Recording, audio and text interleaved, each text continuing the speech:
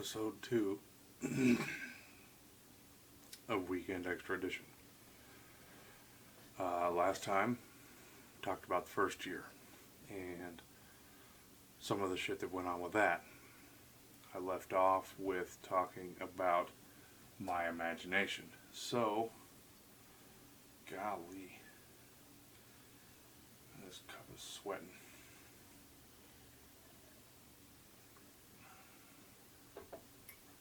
I'll pick up there. This is going to bounce around a little bit because I remember things I should have said later. But it's all good. The story's all there. It just might not be told in the most linear fashion.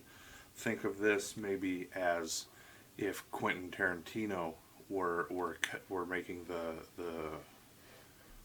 movie of this. This is his director's cut. I'm kind of like a good-looking Quentin Tarantino. I feel that's accurate. Anyways, goddamn. My imagination. Last time we talked about if I was talking to myself, it was, are you talking to God or are you talking to yourself? And the answer was always me. I was very comfortable talking to myself.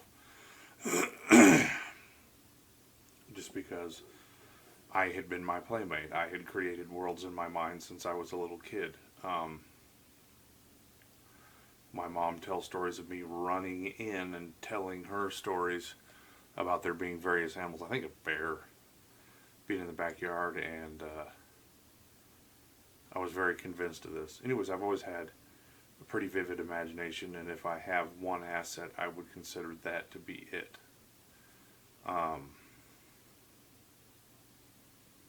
But anyway, it wasn't very welcome in community. So these questions of are you talking to God or are you talking to yourself, I remember 3 or 4 actual conversations. I have no idea how many times it happened. My memory is shit, so I would hazard to say probably a good deal more than what I remember. And then,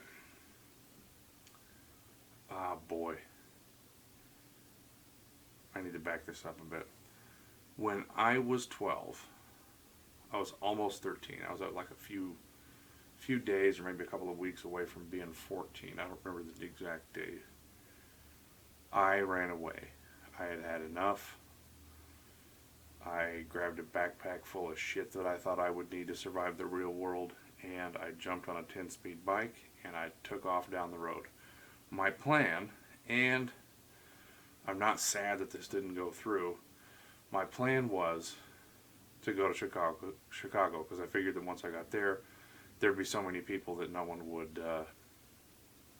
be able to find me. I could just lay low and learn about life and shit. I didn't make it, but it was an interesting experience. I rode to a town that's about 15 miles away from the cold or so. And I had stolen some change. I used that to buy a lunch bowl. It's the first lunch bowl I ever had, which I was really hungry and really thirsty. I think I had enough change left over to get a Mountain Dew or something from the pop machine. And I ate my Lunchable, had my pop, and I just rode around the town for the rest of the day. It was not very exciting. I stopped by a Pizza Hut and watched these kids play. I think it was Street Fighter. This would have been early May of '93, so I think it was one of those Street Fighters. I want to say Street Fighter 2, but I don't know enough about that franchise to speak on it definitively. But they were playing this game, and they played it. I didn't have any change, but I just watched them for an hour or so.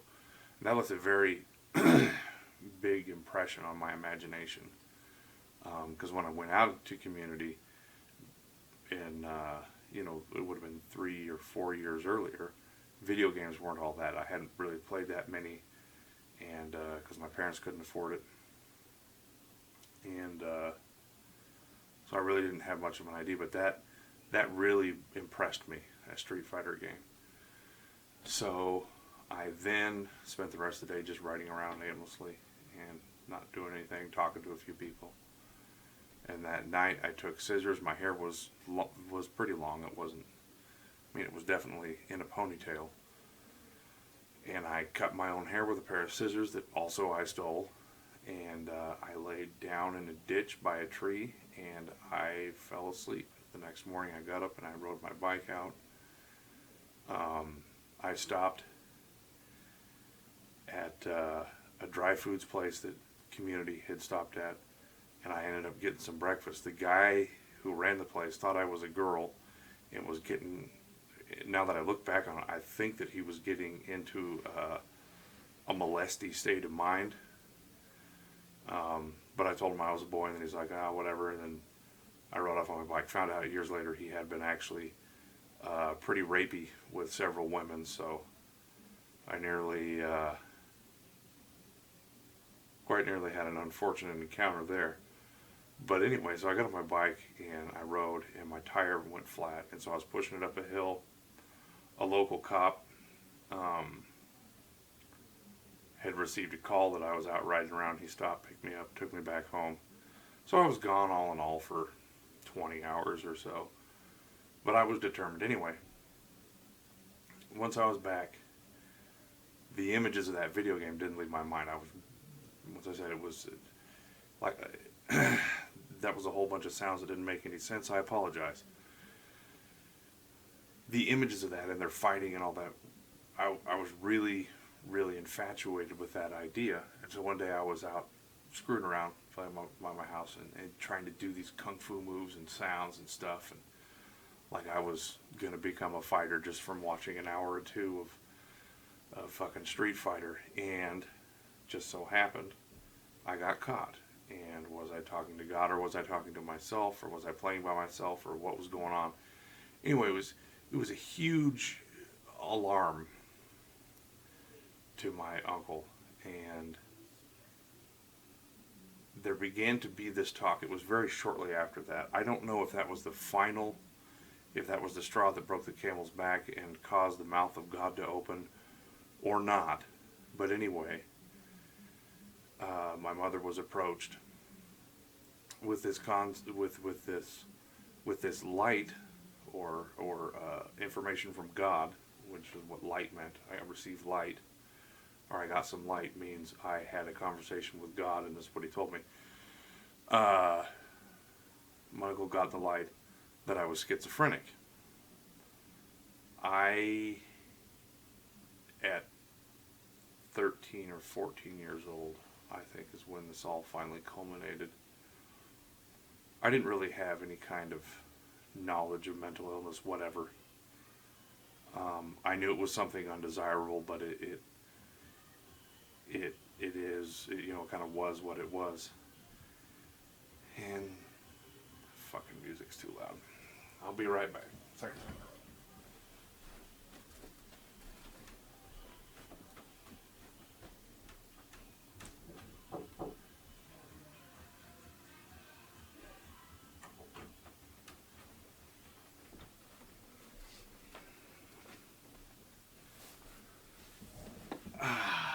That musical interlude was brought to you by my stepdaughter. YouTube, if you hit me with a copyright claim on that, I call bullshit. You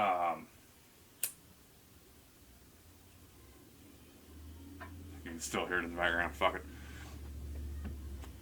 So, schizophrenia. So, I was told all these nightmare stories about people with schizophrenia, people trying to burn snakes out of their head with cigarettes and covering themselves in their own feces and medication and padded rooms and all that. And I don't know if those kinds of things were still used in the 90s or not, but I got the whole gamut of what it meant to be schizophrenic in the extreme, which I'm assuming were just case studies that had been read out of some textbook somewhere. Anyway, I was a bit freaked out, and that deeply impacted my self-image, I guess. I began to view myself as a crazy person. A few days or or weeks. I don't know exactly how long it was. It was the Lord told my mother and a high-ranking member of the priesthood at that time, who later left, and in the eyes of the community was a master sorcerer. Black magic was a thing. Raised with it. Fun. Anyways, this guy, this priesthood member, who was actually an advocate of mine in a few of these little encounters. My mom and him saw this video that was talking about schizophrenia, and they came back from that and said, yeah, he's not schizophrenic. There's no way that's even possible. It can't even be diagnosed in a teenager, and a whole bunch of shit.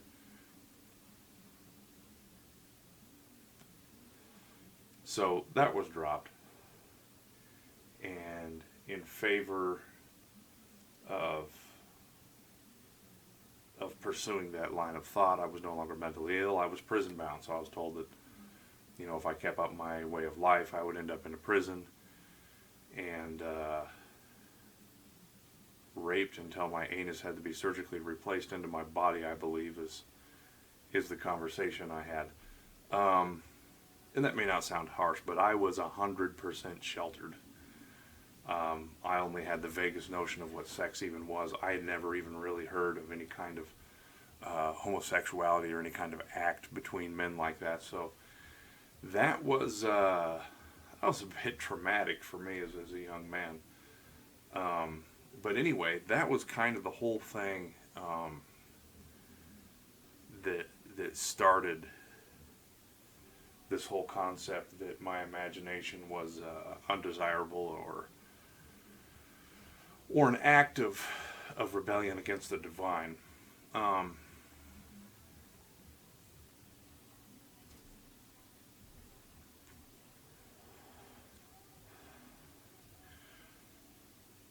Time to rewind a little bit.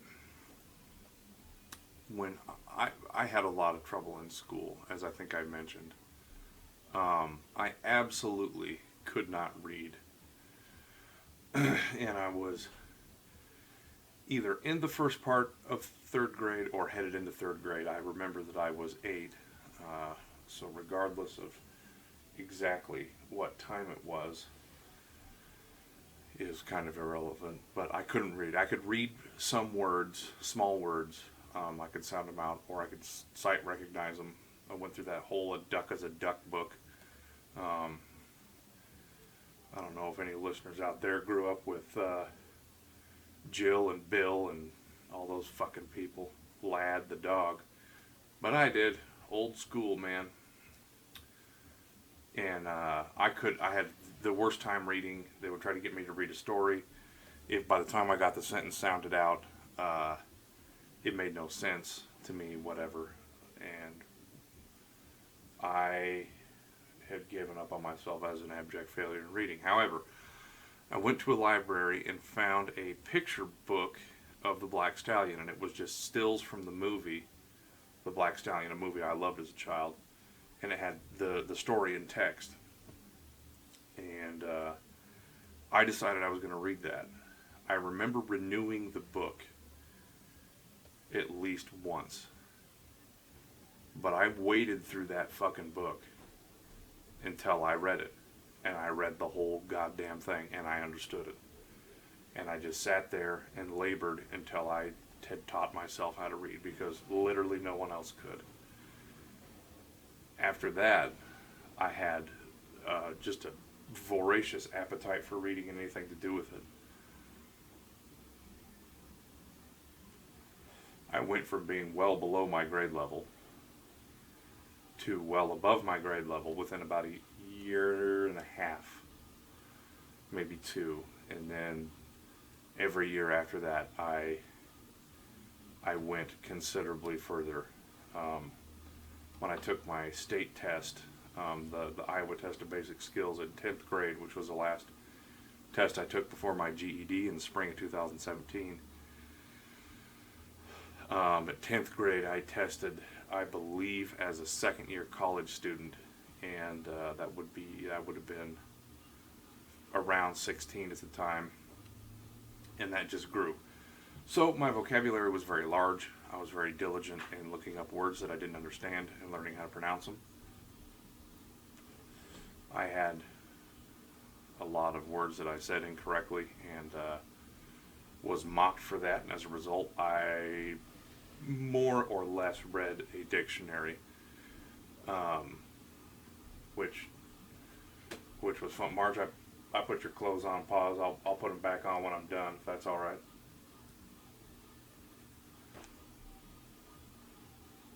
Cool, cool.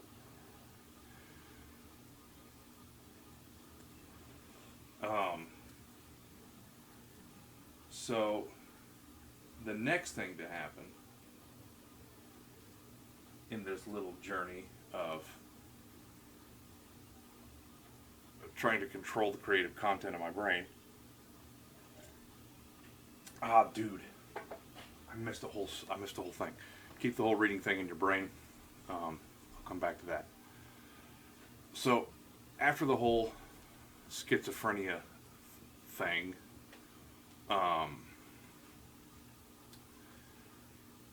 there was this whole, I can't be exposed to anything fantasy ever. Nothing creative. Everything had to be grounded in reality. So, any book I read had to be nonfiction, which was torment. And all that had to be very ground, or if it was fiction, it had to be like historical fiction, could have actually happened, sort of thing. Also torment. It wasn't in space, and I didn't care about it. But I read a lot of books that I didn't care about. Anyway, one of the things was is if I said something, then I would be challenged to make it a reality. That actually turned out for me. I said something about wondering idly to my mother. I said something about wondering if some sort of spacecraft could be landed on the moon that would do better at studying solar flares than something on Earth. Something along those lines. Anyway, they were like, well, now you got to make it a reality and see how dumb you are. So I wrote a letter to every single NASA facility in the country asking this question. None of them answered any of my the question at all, but I got every single one of them replied. It was incredible. I had this stack, and I wish I still had it because, man, it was dope, of all this literature from them that I think that you could just pick up at whatever museum or what have you that they had going there. And I got these 8.5 by 11 pictures of the planets and rockets and schematics of shuttles and all of this stuff. And I read the piss out of that. That was the coolest. That was the coolest backfire of any plan I've ever had in my life. That was awesome. So they all responded, and been a pretty big NASA fan ever since. So shout out to NASA. They you guys pulled through for me. Anyways, that turned out to be a really cool thing. But anyway, there was this whole couldn't be exposed to fantasy thing. Eventually that petered out. It just didn't have, there was no energy to sustain it. So it fizzled and died out in favor of making me seem like I was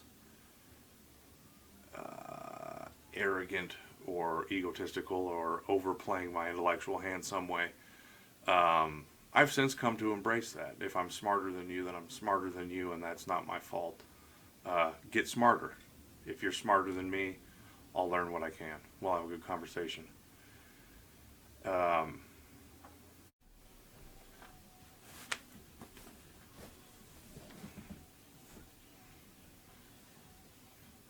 Battery ran out. Let me set this timer even though I forget to use it every fucking time. Where was I? Anyways, when I used a big word, it was a big deal. So that was a thing. And then, when my cousin moved out, I always had a sense of humor that was borderline. and I joked a lot, and I goofed around a lot, and the spirit, you like those little claws, T-Rex arms, the spirit wasn't with it.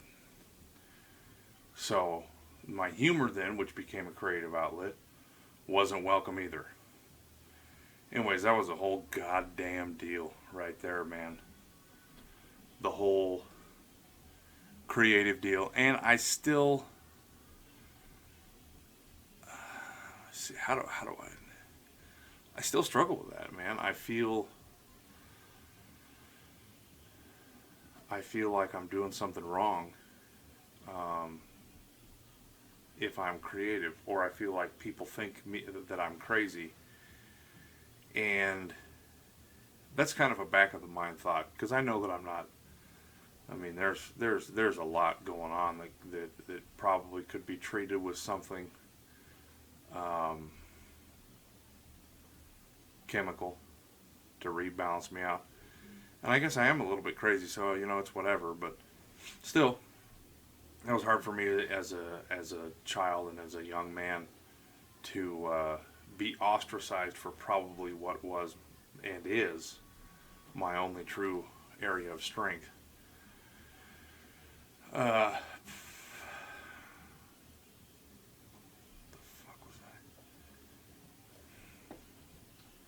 So we get to spend time while I remember where the hell I was going with all that.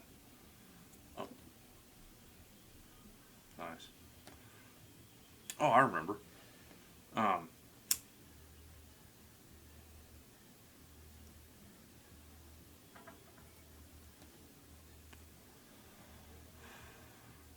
Roles of men and women are probably something I'll get into at some other time.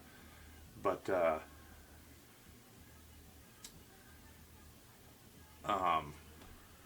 there was this whole culture of very, very clear gender roles. Men were this way, women were this way, and that was that. There wasn't any. There wasn't really any mix. In fact, I remember one time a guy tried to win an argument with me because I said something about. I was like, "Well, it feels like this is what's going on."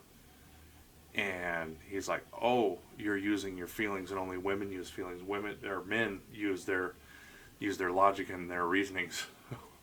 I simply said, "Okay, well, here's my line of logic. Welcome to losing the argument." Does that make it better? I out-masculined your ass. Anyways, this real heavy culture of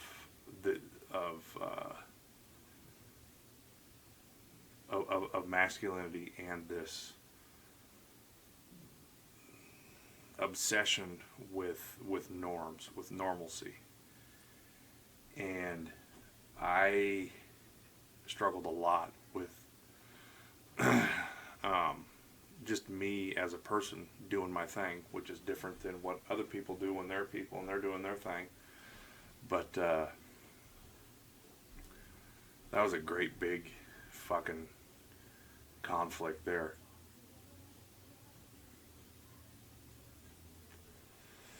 I tried to be a normal guy, normally motivated, interested in man things like football, hypersexual,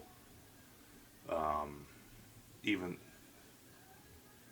remind me of that topic. That's a good one, and all that. And I just couldn't. I'm just me. I have what I have, and that's what I bring to the table. There was this weird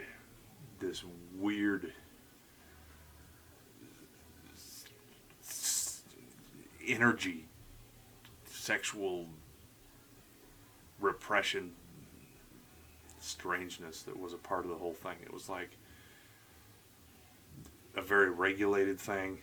Men and women are only to sexually interact after marriage, and modesty was absolutely on a ridiculous level. Talk about blaming women for the rape. It was fucking like, we eventually came up, and by we I don't mean me, I mean the community, with this whole dress code thing that was really, really regulated at all times. and any kind of physical contact that was of a romantic or sexual nature was very regulated.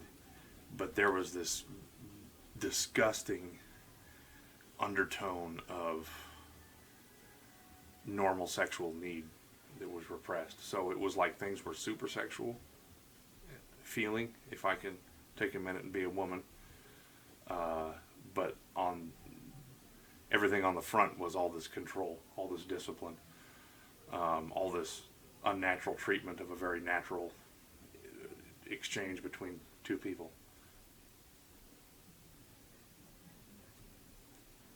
So I'm sure that fucked me up. That's how I'm going to end every story from now on. So and then and I'm sure that fucked me up.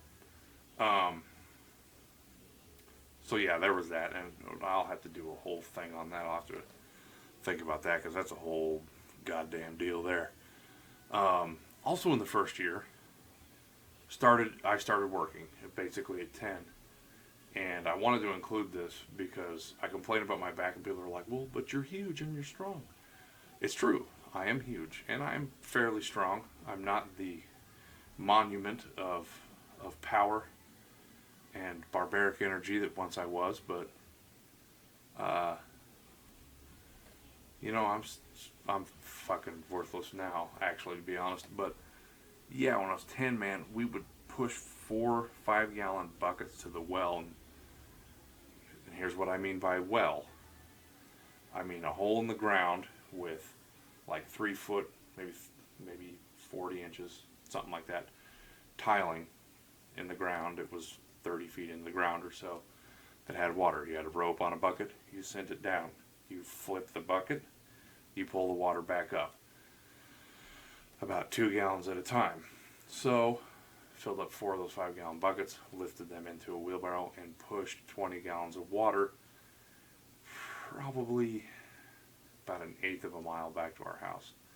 And there was never really much improvement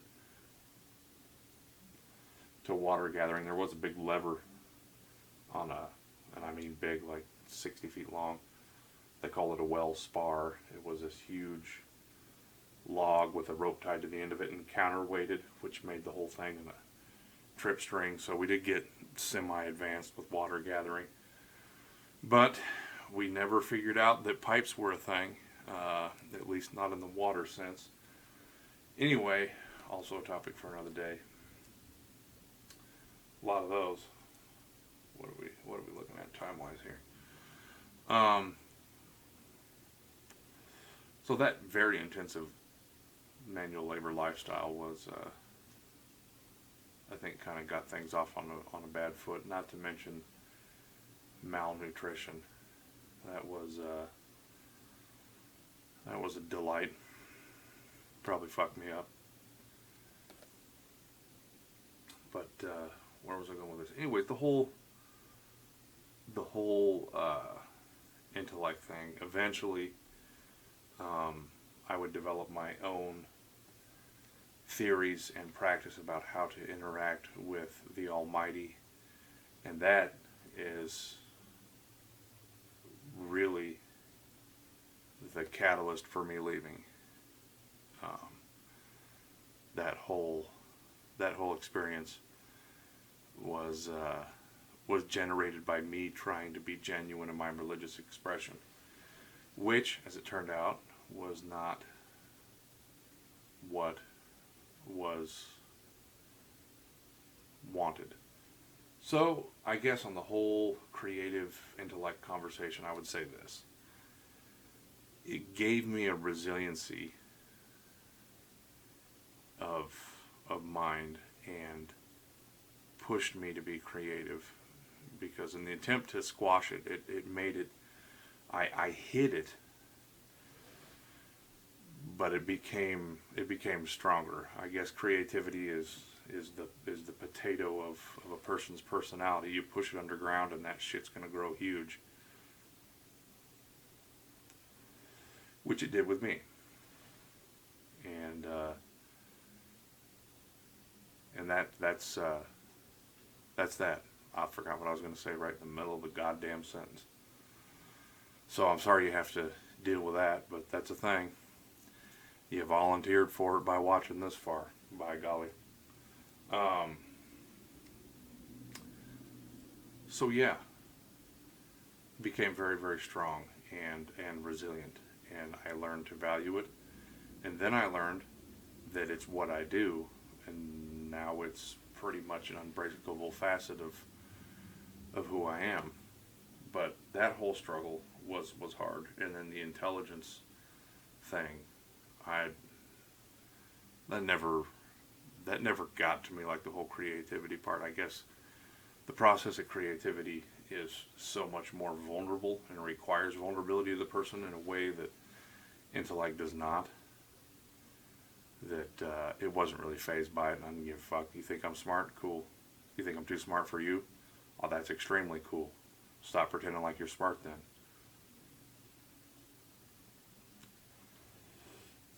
That was the inevitable outcome of that conversation. But creativity is, I don't know, that's cool. Got shit all over me. Hope you guys like watching that. That happened. But creativity, man, it's an act of vulnerability, and I never really, dude, we'll just go ahead and start that fucking conversation. Here it is right here. I was always interested in art and the arts, and that was squashed pretty early on. And I remember having a conversation while roofing a shed with a couple of fellows out there who I believe were speaking on behalf of the community. I think they both would probably heartily recant this conversation if they could. I won't pretend like I didn't have conversations that I would love to recant and never have. No one leaves that situation with their hands clean. And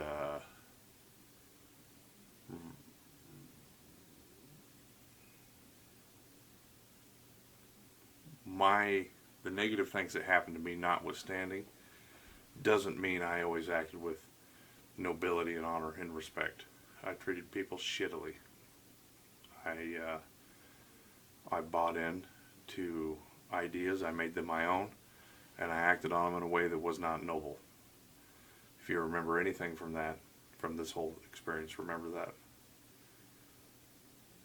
I was as much a part of it, a voluntary part of it. I was 31 when I left, no longer a child. I volunteered to treat people that way. I'm not proud of it. It is what it is. Anyway, art conversation. Up, shaking a roof, which is, if you're not familiar with what a shake is, it's typically a slab of cedar that is sawn on one side and roughly split on the other. You turn the rough side to the weather, you nail it down, you overlap the next thing, exactly like shingles, but they look more rustic. And that rustic look, desirable, especially there. I had this conversation where I was expressing that I thought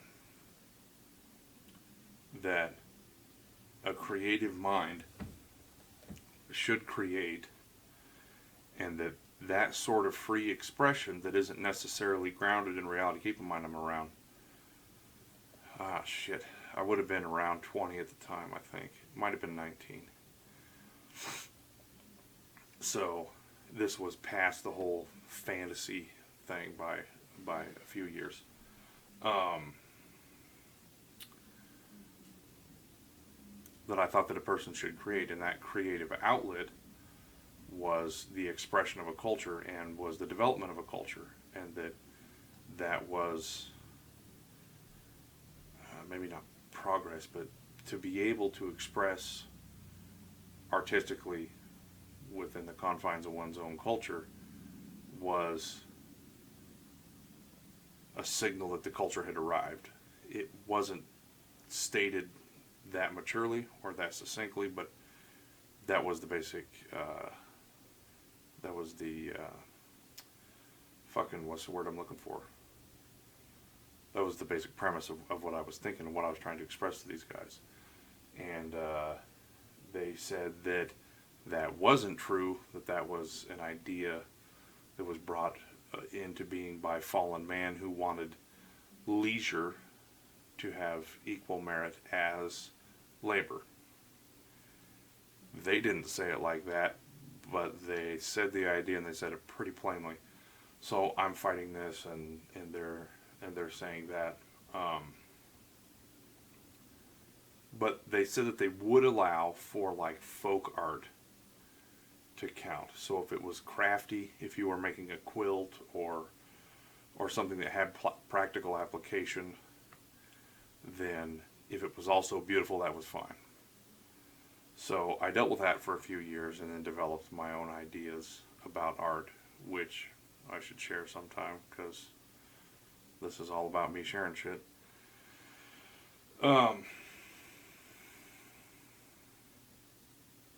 But yeah, so art, then I realized after that art, because that was like that was a conversation that probably didn't seem like much, but going through that, it like shook me, because, and I think that now looking back on it, what was happening was I was telling them that there are ways that I can be vulnerable through creation of something, telling a story visually or through words or what have you, that would be valuable to this culture. And that was, nope, don't want that vulnerability.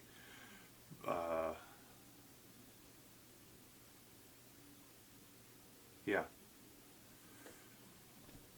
So it took me a while to come to the place where I was comfortable with saying, fuck it, I'll be vulnerable how I'm vulnerable with the world, and I will express what I express, and if you don't like it, don't be a part of it, dude. That's it's what I'm doing. You don't gotta be a part of it. Shit, we're getting into this ways. I think I'm gonna go ahead and stop and restart.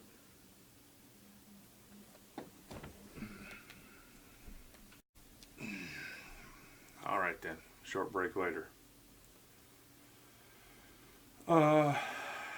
Creativity.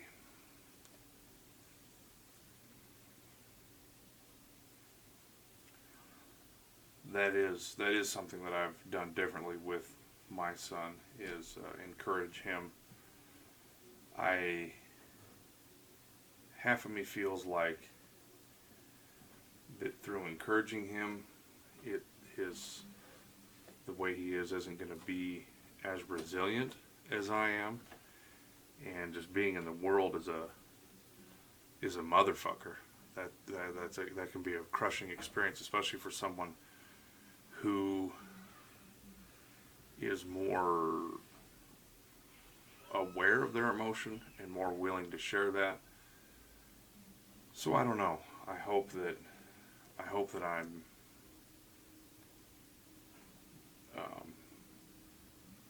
creating in him a space to be creative, and at the same time also giving him the information he needs to be resilient with that creative process. Anyways, droned on about that long enough. What shall we talk about next week?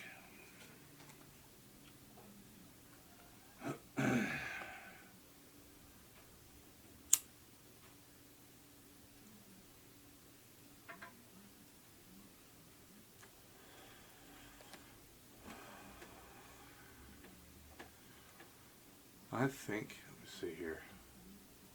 I'm glad that you enjoy awkward silences. I value them a lot. Plus, it's always good to see my face when it's doing nothing, right? Am I right? Of course I'm right. I use big words, so I'm smarter than everybody. I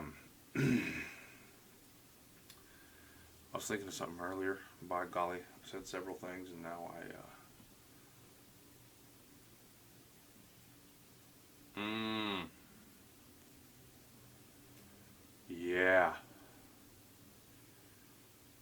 Eating, and feeding oneself. We'll start with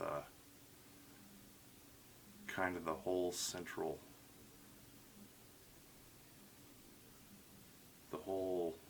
what it's all about, what survival's all about. Food, man. My dad, dude, and I mentioned this last time. My dad was a fucking workhorse, man. My mom was telling me some stuff on Facebook that I had forgotten about, but he, I got little hair pieces all over my face. Fucking awesome. Yeah, cool. I hope you guys can see all the little tiny hair bits all over my face from my haircut. That's cool. It's probably going to be an enormous podcast. Fuck, yeah. So food. A lot of gardening, a lot of gathering of wild berries, a lot of butchery. The killing of animals. And, all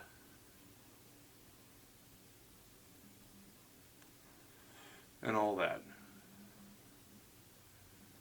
So I suppose, now that that's out of the way, we'll cap it up. I'll get the fuck off here so people can live their lives. In short, as with any experience, a lot of people find this interesting just because they haven't really been exposed to it. But it's like any other thing, man. You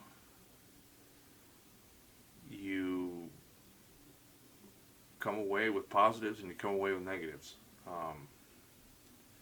Ways you're stronger, ways you're weaker. Ways you're probably fucked up, and ways that you learn to adapt to being fucked up, maybe, is a good way to say it. So, and this will come in later episodes. It wasn't an entirely negative experience. Overall, I felt that the negatives were unavoidable, and the positives were what the positives were.